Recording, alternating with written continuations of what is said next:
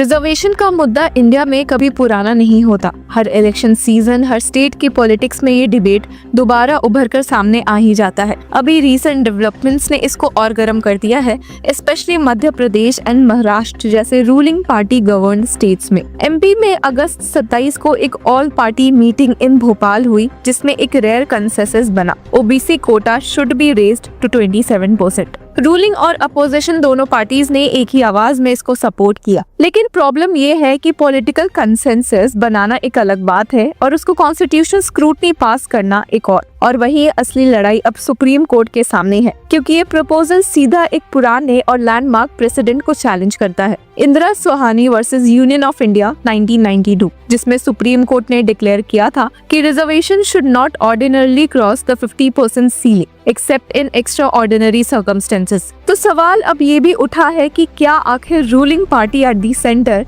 States का इस्तेमाल करते हुए सुप्रीम कोर्ट के इस जजमेंट को अंडरमाइन करना चाहती है? चलिए इस वीडियो में देखते हैं। तो viewers, at present Madhya Pradesh में एससीज के लिए 16% और एसटीज के लिए 20% कोटा है, मतलब टोटल 36%। ओबीसीज को फिलहाल 14% मिलता है और अगर इसी शेयर को 27% कर दिया जाए तो बैकवर्ड क्लासेस का कंबाइंड कोटा 63% हो जाएगा, मतलब clear breach of the judicially recognised 50% ceiling. ये प्रॉब्लम एकदम स्ट्रेट भी है कि अगर कोटा 50% क्रॉस करता है तो उसके जस्टिफिकेशन के लिए स्टेट को हार्ड डेटा चाहिए। सुप्रीम कोर्ट ने अपने 1992 के जजमेंट और बाद के केसेस में बार बार बोला है कि एक्स्ट्रा ऑर्डिनरी सर्कमस्टेंसेस प्रूव करने के लिए क्वांटिफाइबल एविडेंस देना पड़ेगा, वरना लॉ अनकॉन्स्टिट्यूशनल होगा। अब पूरे मामले की शुरुआत हुई थी 2019 में, जब एमपी गवर्नमेंट ने ऑफिशियली ओबीसी कोटा को 27% तक रेज करने का स्टेप लिया, लेकिन उसके अगेंस्ट मल्टीपल पिटिशंस फाइल हो गए। मध्य प्रदेश हाईकोर्ट ने इंटरिम ऑर्डर्स पास करके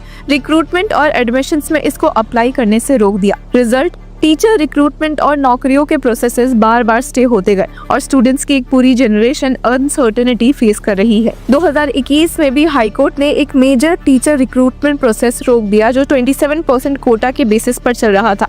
अब ये लिटिगेशन सीधा सुप्रीम कोर्ट तक पहुंच गया है। जुलाई 2025 में सुप्रीम कोर्ट ने एक प्ली पर नोटिस इशू किया, जिसमें कंप्लेन किया गया था कि स्टेट ने अब तक 27% कोटा इम्प्लीमेंट नहीं किया डिस्पाइट अर्लियर अश्योरेंसेस। पर अब फाइनल डिसीजन सुप्रीम कोर्ट के पास है और पूरा स्टेट उसके जजमेंट का वेट कर रहा है। सुप्रीम कोर्ट का स्टैंड इस इशू पर एकदम कंसिस्टेंट रहा है। इंदिरा सोहानी 1992 ने एक स्ट्रॉन्ग प्रेसिडेंट सेट किया था। Reservations for backward classes are valid, but the 50% ceiling is essential to maintain administrative efficiency and equality of opportunity. फिर मराठा कोटा केस 2021 में कोर्ट ने महाराष्ट्र का लॉ स्ट्राइक डाउन कर दिया था। बेंच ने बोला था कि the Marathas are a dominant forward class and are in the mainstream of national life. This is not an extraordinary situation. और सबसे इम्पोर्टेंट, कोर्ट ने एम्फसाइज किया कि अगर कोटा 50% के ऊपर जाता है तो उसके लिए extra ordinary circumstances backed by hard data दिखाना होगा। सिर्फ पॉपुलेशन नंबर्स या political demand extra ordinary circumstances नहीं हो सकते।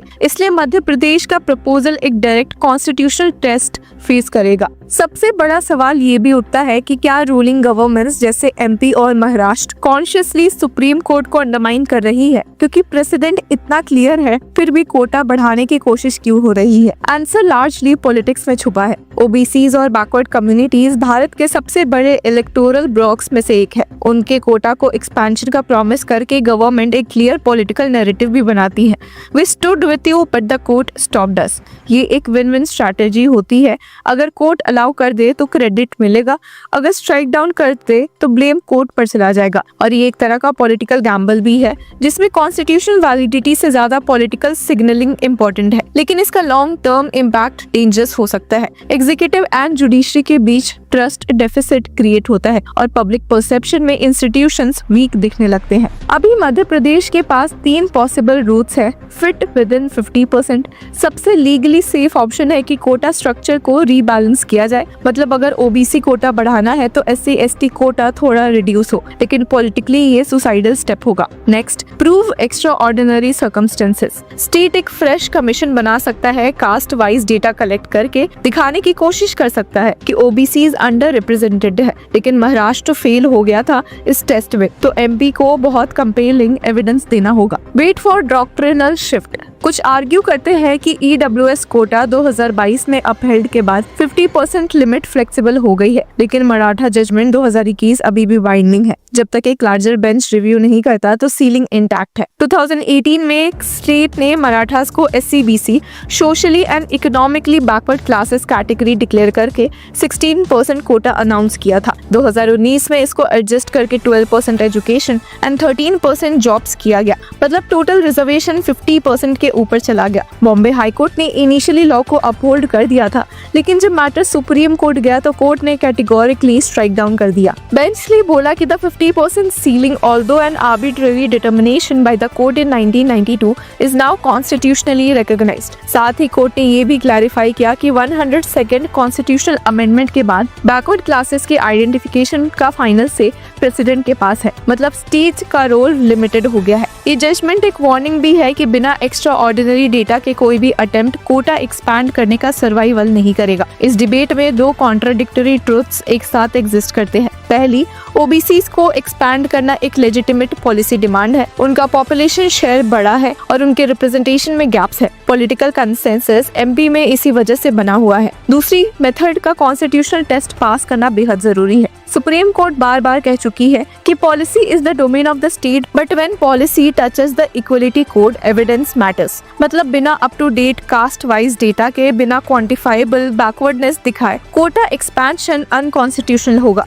रिजर्वेशन का मुद्दा अभी के लिए एक पॉलिटिकल स्लोगन लग रहा है, लेकिन उसका फाइनल वर्ड हमेशा सुप्रीम कोर्ट के पास होगा। एमपी का केस अब एक टेस्ट बन चुका है कि क्या एक स्टेट पॉलिटिकल कंसेंसस को कॉन्स्टिट्यूशनल हर्डल्स क्रॉस करवा पाएगी, या फिर ये भी महाराष्ट्र की तरह एक फेल्ड एक्सपेरिमेंट बनेगा। एमपी के एस्पिरेंट्स इस अनसर्टेनिटी को सीधा सीधा फील कर रहे हैं। कुछ कह रहे हैं कि if quotas keep increasing, the chances for general category students like us get smaller. It feels like no matter how hard we work, the seats will already be taken. पर वहीं कुछ और कह रहे हैं कि when I see the cutoffs, we realize how difficult it is becoming. Students from the general category are under constant pressure. ये voices एक ही चीज हाईलाइट करते हैं, ग्राउंड पे जनरल कैटेगरी एस्पिरेंट्स की एंजाइटी रियल है, क्योंकि ओबीसीज एक ह्यूज वोट बैंक रिप्रेजेंट करते हैं, जिसमें बैकवर्ड कम्युनिटीज का जेन्युइन डिमांड और जनरल कैटेगरी स्टूडेंट्स की फ्रस्ट्रेशन दोनों को बैलेंस किया जा सके। तो व्यूअर्स, आपकी क्या राय है कमेंट सेक्शन में हमें जरूर बताएं, और तब तक के लिए कीप फॉलोइंग लॉ चक्र।